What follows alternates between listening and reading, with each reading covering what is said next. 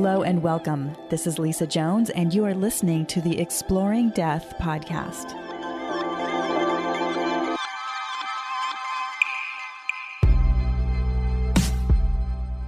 Hello and welcome to the Exploring Death podcast. I'm Lisa Jones, your host, and today I have with me Carolyn Clapper. Growing up, Carolyn saw spirits and had psychic experiences. However, it wasn't until her near-death experience with meningitis in 2011 that she experienced a bombshell transition into full-blown mediumship.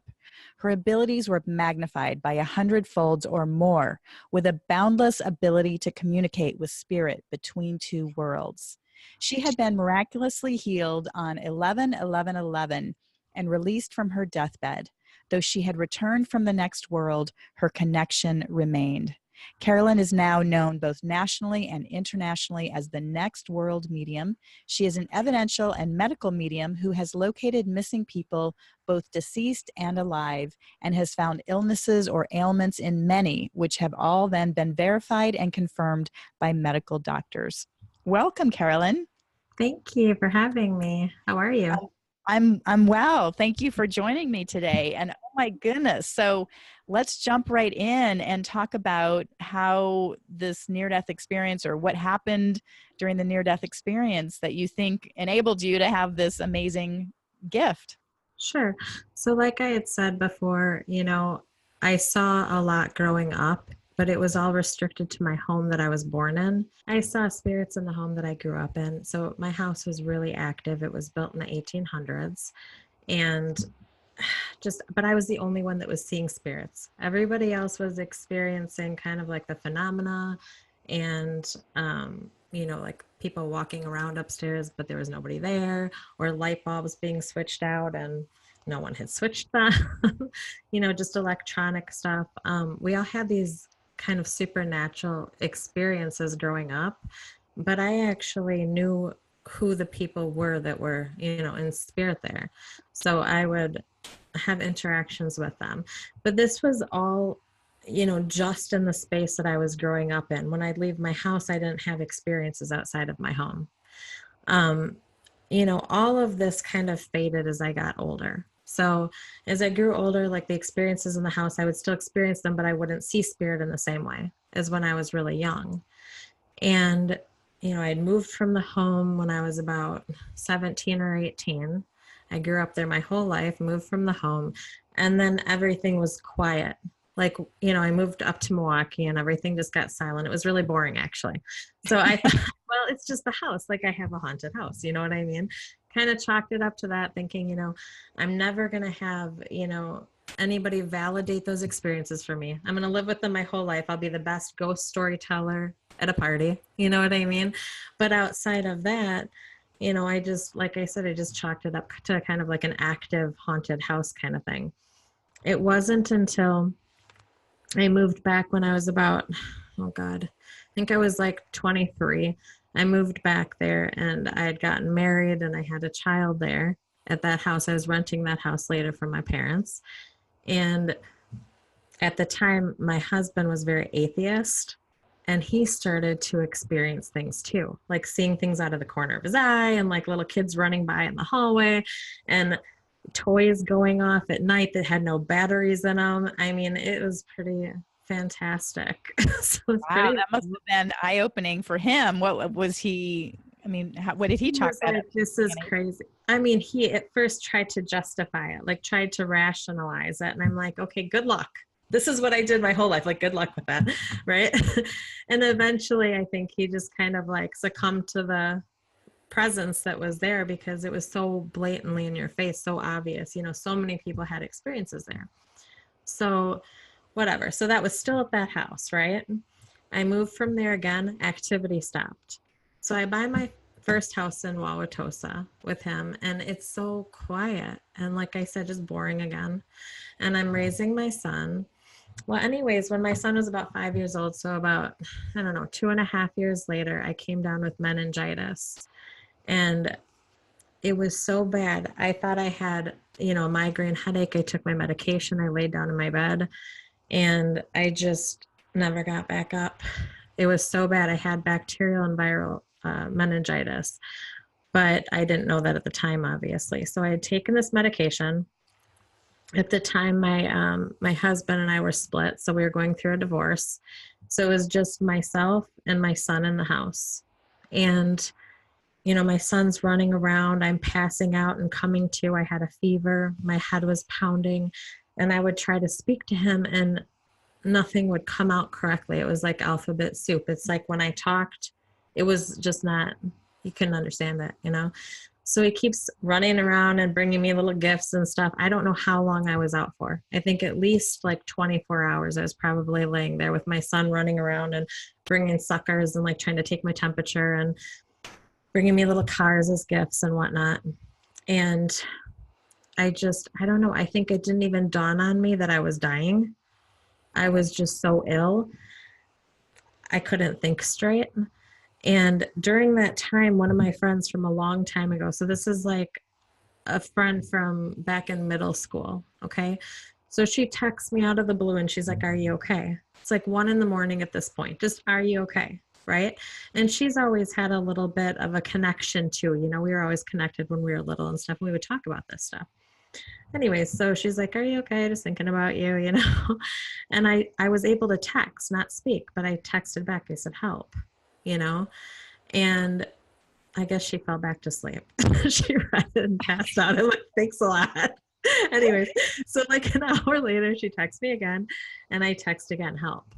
And this time she did come to my house, and my son let her in. And when I was laying there, kind of in between when she arrived and when I had texted her, I kept having this, I guess what you'd say, like a premonition or something. I was laying in my bed, and I kept seeing my mother, who was deceased at the time.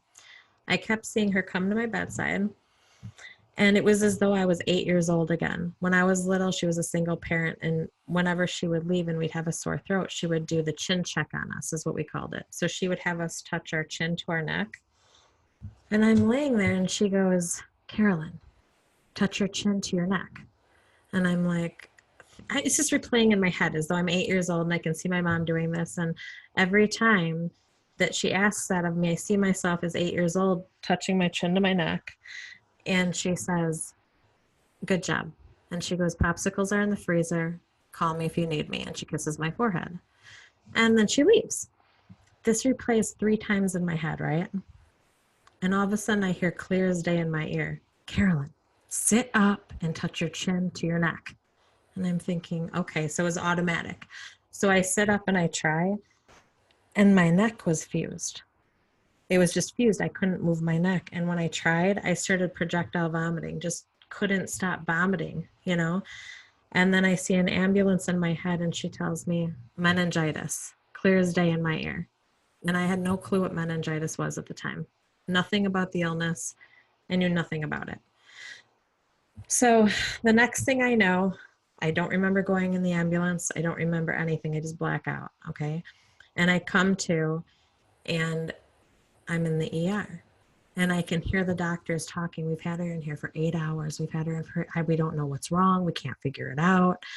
And I'm like, time meant nothing to me at the moment. I'm like, I don't know. I was trying to make sense of things, And they would ask me questions, and they'd say, "We can't understand you." It's like everything in my head was, I thought I was speaking correctly, but everything that I was saying was coming out wrong. So like, "We can't understand her. She's not making any sense. We don't know, what happened to her brain." So they're trying to prep me and figure out what's going on. And I whispered meningitis. I got the word out. And there was a nurse standing there. To this day, I don't know her name, and I wish I did. I'm going to locate her at some point. But she was kind of my saving grace at that moment. I said meningitis, and she her ear perked up, and she came in and she's like, "What did you just say?" And I said meningitis.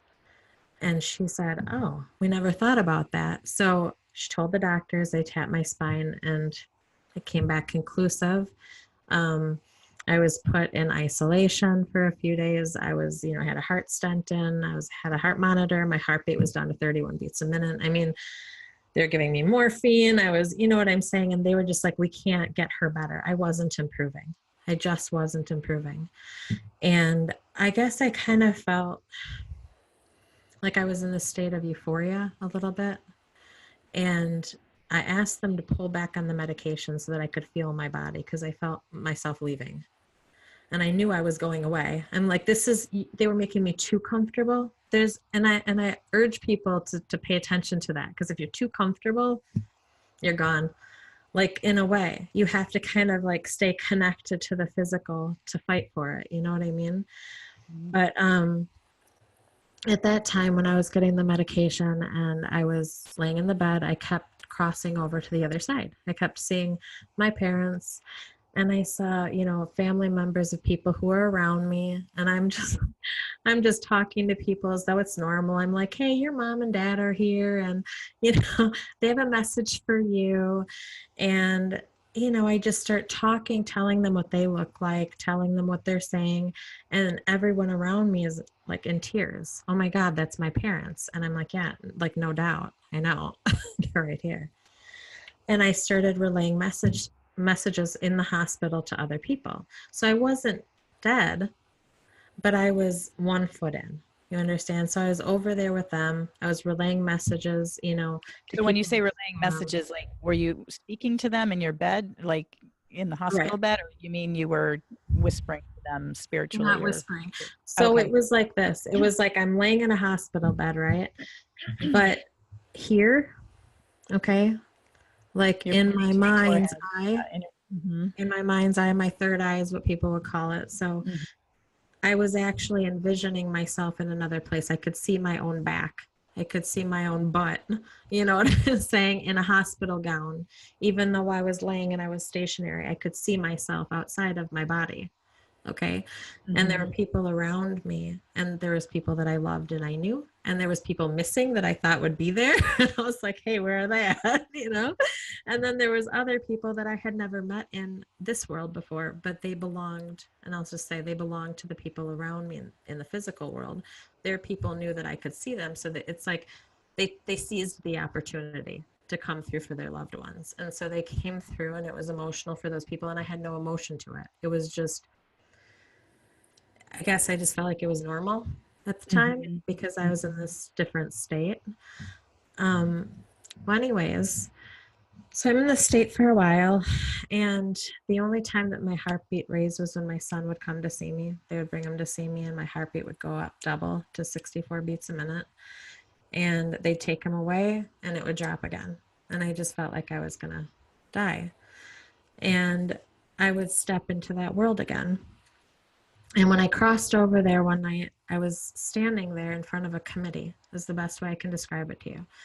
And the committee, all just standing in a circle looking back at me, okay? They were like in a half circle in front of me. No wings, no halos. They just looked like intellectuals. They looked really smart and important. The middle woman was, I guess, their speaker. And, when I stood before her, they were talking to each other. I couldn't understand or distinguish what they were saying. And they gave me a moment to speak. And I guess this is probably what people would refer to as like when they make you look at your life, like when you go back to The like a life life review. review or something, right? So I wasn't seeing my life as a life review. I was just seeing these people. And at that time, they gave me a moment to spoke and to speak, excuse me. And I said, please let me stay for my son. And the woman with silver hair in the middle looked at me, and she turned to the person next to her and spoke to him, and then turned back to me, and telepathically, so through her mind, she just said, if you do this work for us. And I said, yes, because why wouldn't I say yes? I didn't know what she meant. I just said, okay, yep. If I can come back for my son, like, I didn't care what I had to do, honestly. So they all gathered together in a big white light, and they went through my feet and up through my body, through my head, and I was completely well. They just healed me like 100%. And that was on 11/11/11, which it meant nothing to me at the time. I wasn't some number person at the time, meant nothing to me. And upon leaving the hospital, I started noticing the time, 11:11. You know, cars would be put in front of me and their license plates, 11:11. Everything was 11:11. So much so that it was like pounding into my head, like it was drilling into my head, you know, like, I don't know, I just started seeing it everywhere. My clocks would freeze on 11:11. I had like a flip clock that broke on 11:11 and one of the little ones popped off. It was so obvious until one day I went on Facebook and I looked at my timeline and there was a photograph of me leaving Freighter in Milwaukee, the hospital that I had been at, and the date was 11:11. And I'm like, oh, it was kind of like that aha moment, like, oh, I see, you know, I see what you're trying to tell me. But And so let me just back up real quick. So literally, like, you woke up that next morning and the doctors came in and you were healed? I mean, is that how? that is what happened. So they came in, they weren't expecting it. I mean, when you have meningitis and especially 2 strains of it, like it's just unheard of to not pass or lose limbs, or, you know, to have a full recovery is just unheard of. Maybe it's not unheard of, but it's very rare. Okay. Mm-hmm. And Mm-hmm. so the neurologist came in and he sat with me and he's like, you know, I can't, like, he started asking me questions like, how are you looking at me right now? How are you talking to me right now? How are you okay in the light right now? I mean, he was literally saying, how are you talking to me with this light on right now? I'm like, I don't know. Like, you're the neurologist, buddy. Like, you know, and I just said, like, I don't know. I feel fine. Like, I'm good. And did And you I tell him just, about seeing the other beings and all of that, or no? no. So he said, I just want to thank your mother. I heard that she's the one who figured out that you had meningitis. I'd like to thank her. Is she here, you know, in the hospital? And I said, yeah, she's all around you. And he's like, kind of like, what do you mean? And I said, you know, she's deceased. So go ahead and thank her. Like, she's probably right here. So go ahead, you know?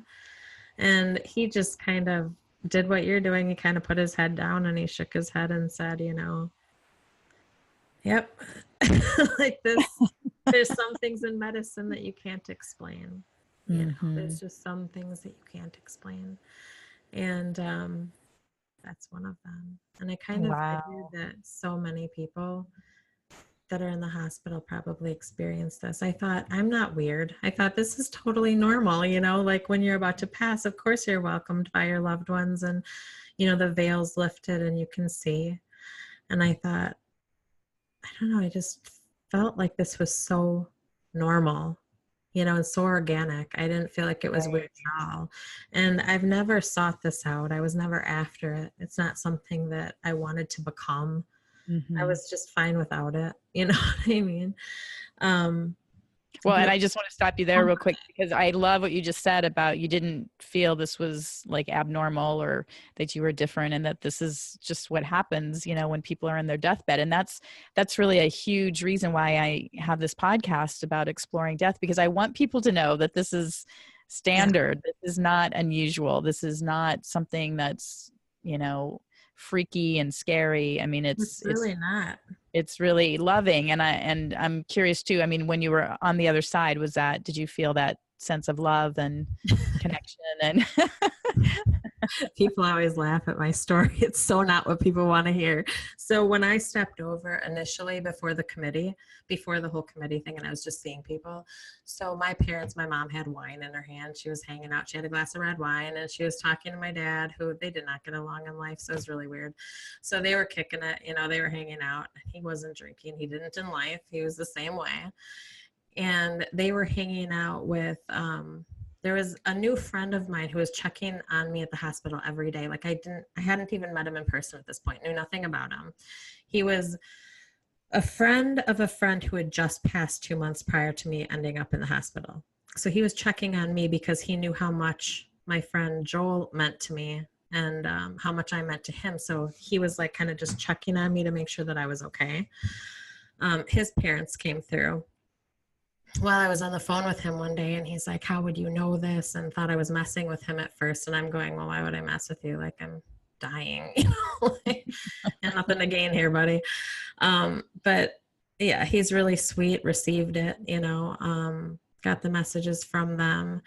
It just seemed so normal. But when I was talking to his parents and my parents were there and there was all these people running around, including our friend Joel, they were in a mustard color kitchen. It was like a 70s kitchen. I'm like, are you for real right now? Is this my fate? Like, I'm going to die and I'm going to end up in a 70s kitchen with some ugly mustard colored, like, funky wallpaper and stuff. I'm like, all right, whatever. I mean, it's funny. I was kind of joking with people afterwards. I'm like, couldn't they at least put in granite and marble or something? Like, there was no, I'm flying on the wings of a butterfly into, like, I mean, but that being said, though, we have to take into account that that wasn't my time. Like, I didn't end up dying. I mean, I'm here. So even though that was my experience at that point, it very well may not be my experience when it's my time to stay there again.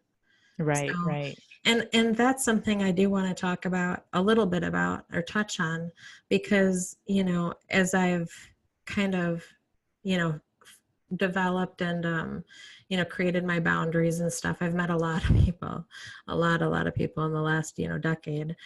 And a lot of people have these kind of fantastical, which I'm sure are real, they're just not my truth, but, these things that have happened to them where they're, they've met Jesus, or, there's, I don't know, it's like they're really these beautiful experiences. But not everyone is going to experience things the same way. If there's one thing I've learned about crossing, is that everyone's experience is totally unique. It's not the same. So for one person to say, like, well, this is what it's like over in heaven or the next world or whatever you want to call it, you know what I mean? And the next place that we go to, for anyone to claim that they know, they lose credit with me. They lose credibility. I totally agree. That's the first thing I always say is, like, if somebody tells me that they know what's going on, then I'm just like, yeah, whatever. Like, no. And I'll say it, but my ears turn off. I'm yeah, like, oh, right. Oh yeah, I'm sure that you do know. Like, right. I don't confront them either, but I totally agree. They totally lose credibility. And that's why I'm always like, well, this is what happened to me. I'm not trying to convince you. I'm just sharing what my experience was. So take it or leave it. And I'm so glad you brought this up. Literally this morning, as I was coming back from the beach, I ran into somebody, and he's, I told him I was going to do an interview, and he said, oh, what are you interviewing? I said, oh, Exploring Death. And he just, like, his eyes just got big. And he said, I had the most horrific experience 2 years ago that broke him. And he said he's more terrified now about death than he was before. So I'm just curious, have you heard of people having really just awful experiences? I didn't have a chance to talk to him more, but, well, your that is. Okay. So yes, to answer your question, absolutely. Oh yeah. I mean, I've sat with people who have taken their lives and have come back, and then they're scared because they didn't see anything. They're like, oh my God, is it nothing? Is it nothingness or something? And I'm like, no, it just wasn't your time to go, and that's how I see it. Like, no, you were brought right back. Like, that is not the way you were meant to go, Mm-hmm. So you had more work to do here. I mean, that's the way I interpret that. Am I right? I don't know. That's the way I interpret it, Right. Now, as far as really horrific, feelings when they cross, I haven't really run into anything horrific because I talk to spirit, and oftentimes they call this a shared death experience, but oftentimes spirit will take me through their death. They'll walk me through it. So sometimes, if I'm sitting with somebody, I go in blind. Okay. And that means I don't know anything going in. I prefer to know nothing. So they're a blank canvas. Okay. That means for medical or spiritual. And I go in, and when I go in, spirit will come through for me. Usually they come in with their hair, like the way their hair looks. I don't know. For me, that's just the way they come in. And then it just like starts to unfold, and they start to talk to me and tell me things. And at some point, especially if the family member, the friend, or whoever, who's sitting with me, the sitter, if they want to know what happened, details on their death, they'll walk me through it. So they go backwards. So they'll take me through their death. They'll show me what was going on down to, the space, the room. Sometimes they'll bring through pathology reports before the autopsy comes back. So I'm able to confirm, what was in their system, what happened, imbalances, things like that. And then the family members will get the autopsy report back and they can check off everything that came through their reading. Like, oh, well, this is what Carolyn said that they said. So like for me, they're very, very, very, very accurate and very specific, you know, because I require that. I'm an evidential medium. I require as much evidence as I possibly can get from a reading. Okay. That being said, you know, when they take me through their deaths, I'm not going to lie, I've been taken through so many deaths. I work in missing persons cases. I work in unsolved homicide. I do a lot of work that's very, very, I have a lot of people wanting to mentor and a lot of people wanting to go into this. But if they really did, I don't know if they could stomach some of it. So I'll tell you, some of it is really, really hard to see. It's like, horror movies aren't scary anymore. Horror movies, they can't touch some things, because when you see somebody actually go through it and you're feeling their emotions and you can experience that, on my end, that feels a bit horrific sometimes, or you know what I'm saying? But then you get to see that right after they let go, they're just surrounded by love and beauty, and just, it's like a huge hug, you know, and they're their best self, and it's the best they've ever felt. You know what I mean? So any physicalities that are happening during their death, anything that happened prior, it lifts. They just take it away. It's taken away, you know? So it's like, it makes me a little bit more afraid of dying certain ways. You understand? So it instills fear in me a little bit more, because I've seen so much and experienced it through their eyes. But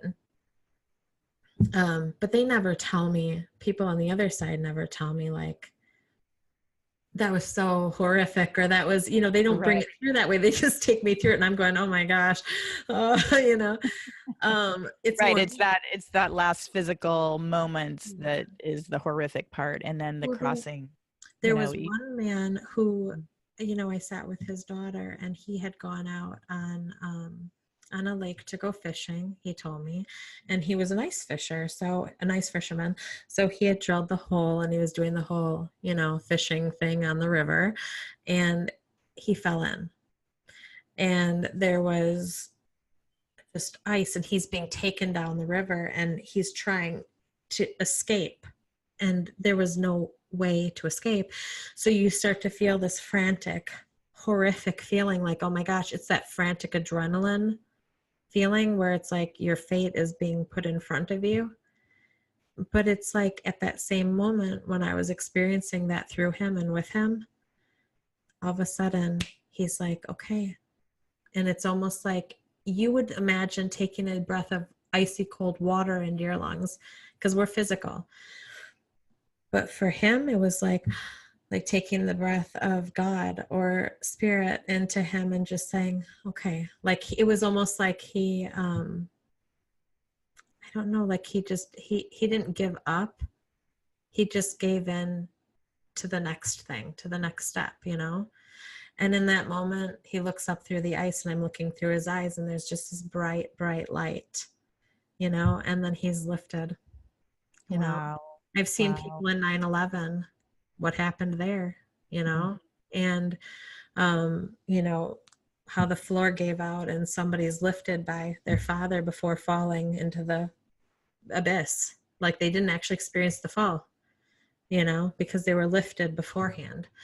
So I have a very different perspective, I think, than a lot of people, because I go in so deep.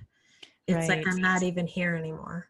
You know what I mean? And it sounds like you're experiencing, I mean, you know, for example, I've had the one shared death experience, and I've had lots of other spiritual experiences, but I think most people that have an NDE, it's like a one-time experience, right? So that encompasses all of it. But for you, right? Yeah. But for you, it's like you experience many different ones. So it's through other people, the breadth of it, right? It's really incredible. It's really incredible. Fascinating. Yeah, you're right, because you have one, and then, you know, I've continued to have them over and over and over. Part of it is like when I'm looking for somebody and they're missing, and I've got to backtrack their footsteps or see what's around them. It's like you have to you have to put yourself really right in there and allow yourself to be in that process. And it's like, yep, you experience some of it. Not, I mean, obviously not all of it. And sometimes you see things that you feel like, should I have seen that? Like, maybe I wasn't supposed to see that, you know? Right. Well, you see all the humanity of it, you know, the good, the bad, the beautiful, the ugly. I mean, it sounds like you're seeing the whole cross section of what goes on. It's so amazing. And it definitely, but I've never sat with a person. Well, actually I'm lying. I sat with somebody who, I can't mention names. I don't want to mention names because it's a sticky situation. But there's a woman who I know who, you know, had a fall, if you will, and it was actually kind of a jump.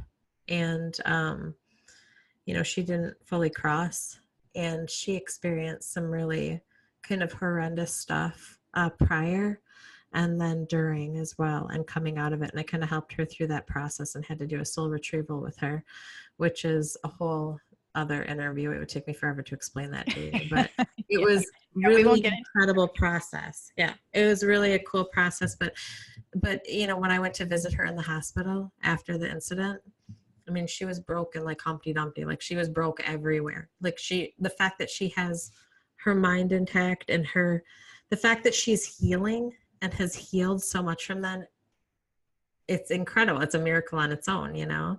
Right. And when I was in the hospital room with her, I did see some entities and some things like that as well that were more sinister. So sometimes things can get attached to people, and their experience passing can be kind of like horrific because of that.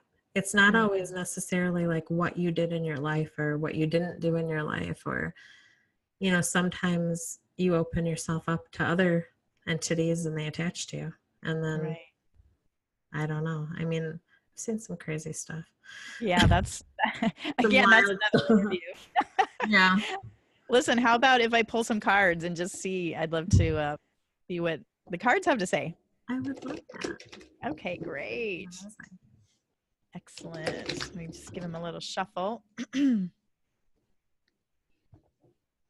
Okay. Okay, so the first card is silence, and that's the blockage card. So what I'm getting about that is it's really for you, like, you know, I know you're doing this work, but it's like for you to be coming out even more. Like it's been this, I don't know if you feel reserved or like, oh gosh, I don't really want to go to that next step, but I'm always pulling the reins. Yeah, right. So that's it's like no more silence is basically what's coming. And so your action card is essence, and that's just to, you know, the more that you can just be yourself, there's no explaining. I mean, there's going to be always skeptics and people that are going to be, you know, throwing stones and, you know, trying to influence. Again, these dark energies and things are out there, and the more light that you are, the more darkness arises. I mean, it's like, you know, the ships always rise on the water, you know, it's all like, it's like, I don't know what that saying is, but they're showing me, you know, when the water rises, so do the ships. So yes. Oh, that's a good saying. I like that. Yeah. Right. So the more light that you're bringing in and the more light that you're allowing, then a lot of times there's more darkness too. It's just the balance of life, and it's nothing to be scared of, but it's just knowing that, you know, there's, of course, the bigger you get is in your presence, there's going to be more naysayers just coming out of the woodwork because there's more of them around. They just roll off, girl. Good for you. That's awesome. Hate. That's how I put it. What's that? I like your shipwreck theory, though. I said haters are going to hate. I don't know. That's right.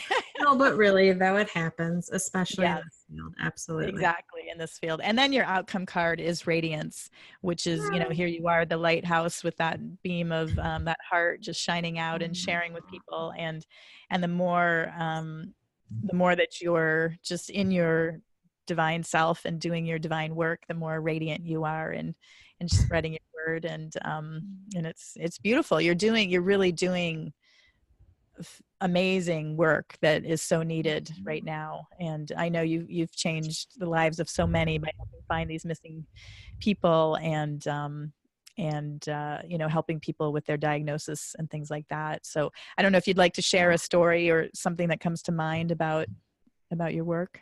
Well, I guess they call me the trifecta in a way, like out in California, they tease me about it. It's because I excel in 3 areas. So I'm an evidential psychic medium, and I'm also a medical medium. And then I also work in unsolved homicide and missing persons cases. I've found people, both deceased and alive, and timing is of essence, of course. If somebody's missing, the sooner that you search for them this way, the quicker you're going to find them and the more intact, I believe. Not to make people worried that their loved ones who've been missing for a while are not alive anymore. That's not what I'm saying. I'm just saying that get on it right away. There's always going to be skeptics. There's always going to be people who don't believe in this, and that's okay. I'm a skeptic too. So unless I have proof, I don't believe in something, which is why I always demand proof, and I like being able to get it for other people.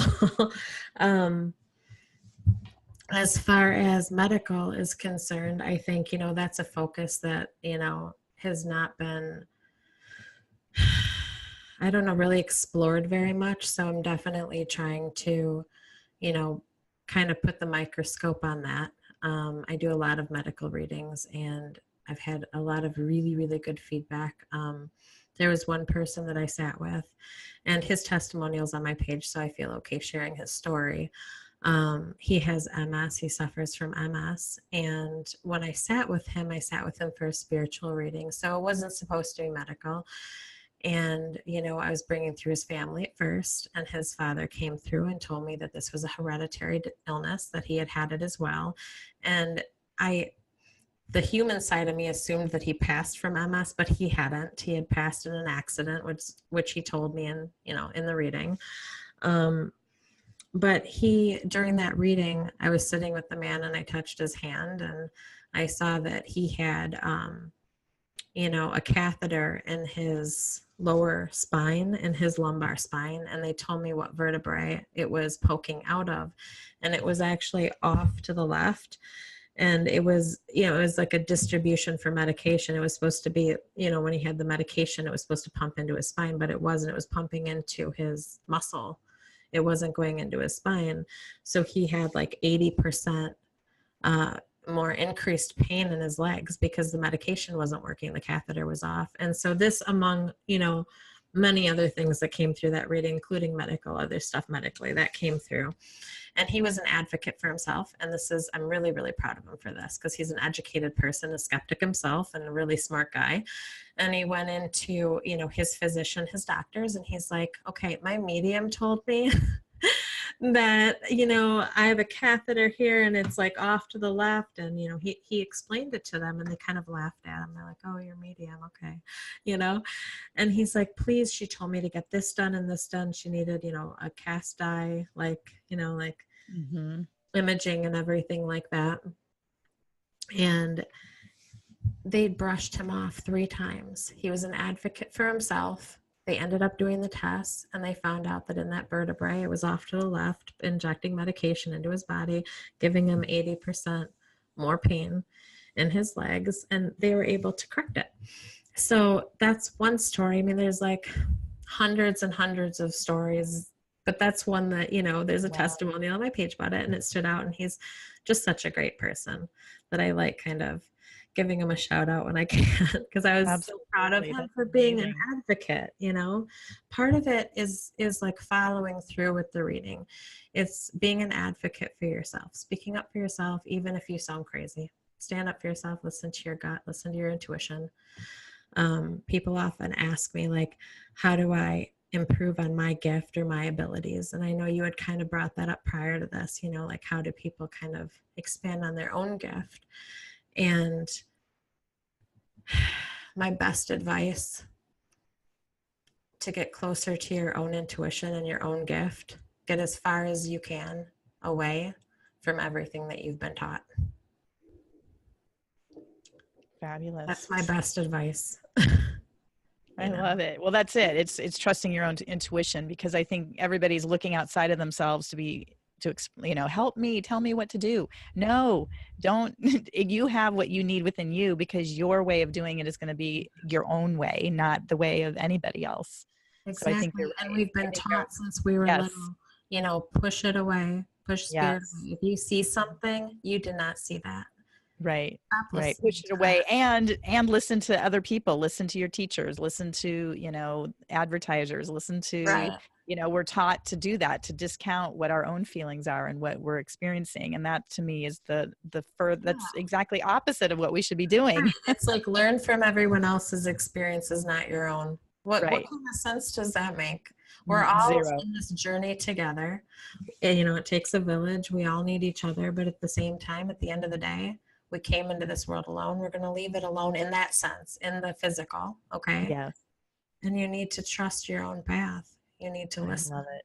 And stop shutting down your own intuition, your own voice. So, well, listen, tell everybody, our listeners, how they can find you. And of course, I'll have all these links on my webpage, millionairemedium.com, but how can they find you? So you could just go to www.thenextworldmedium.com. My phone number's on there. You can always call or text. I'm pretty down to earth. I try to get back to everybody. And if they want to schedule, or if you want to schedule, you guys, since I'm talking to you, just probably contact me prior, because I book out a little ways, like a couple months or a few months out. And we'll get that secured before you go online and pay for everything and go through the process. If it's a pressing issue, like a missing person or something like that, I always try to make room sooner, but it's not always possible, unfortunately. I do my best, though. So. Right. Okay, wonderful. Well, thank you so much for being on with me today. Your story is absolutely fascinating, and the work you're doing in this world is amazing. Thank you so much. Thank you. You too. Thank you so much for what you do and who you are. And I really appreciate you having me on. And I could totally give you a reading right now. I've been fidgety and funky because you're here to me. So well, sure. Let's do it. Let's do it. Well, we can log off, but I can definitely, I don't want to get too personal on here on air, but definitely. Okay. You have people with you. Awesome. That want to come through, and it's beckoning. There's a gentleman who wants to come through for you. Are you widowed? Yes. Okay.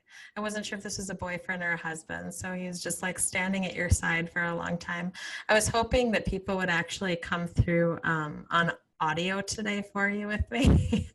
I don't know if you're going to cut this out in editing or whatever, I was really hoping that they would come through, though, because then you could have a piece of your loved ones with you who died of, it was either something in the brain, maybe an aneurysm. And if you want, we can. Oh, my mom. Yeah, my mom.